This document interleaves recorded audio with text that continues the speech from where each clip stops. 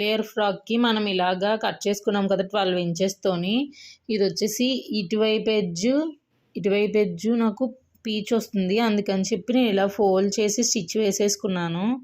నా దగ్గర zigzag machine లేదు, నార్మల్ మిషనే, అందుకని చెప్పి నేను ఇలా స్టిచ్ వేసుకున్నాను. జిగ్జాగ్ మిషన్ ఉన్న వాళ్ళైతే జిగ్జాగ్ చేసుకోండి.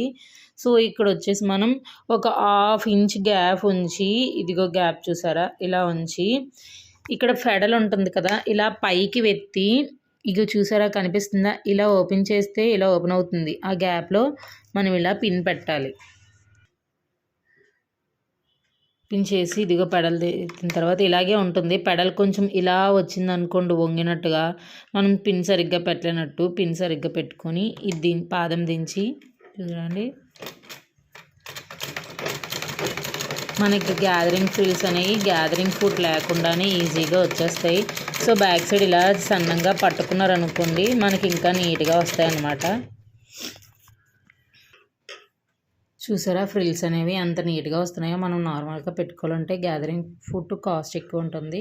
సో మనం ఇలాగా స్టిచ్ చేసుకోవడం వల్ల ఫ్రిల్స్ ఎంత నీట్గా వచ్చాయో చూసారా. నేను ఆల్రెడీ ఫస్ట్ లేయర్ అనేది అటాచ్ చేశాను.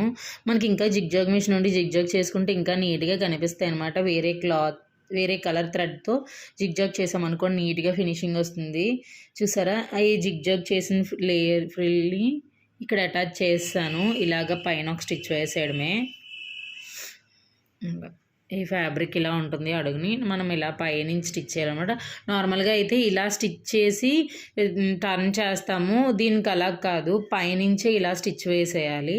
సో నచ్చితే లైక్ చేసుకోండి, మరిన్ని వీడియోస్ కోసం సబ్స్క్రైబ్. ఈ ఫ్రిల్ అయిన తర్వాత నెక్స్ట్ వీడియో అప్లోడ్ చేస్తాను.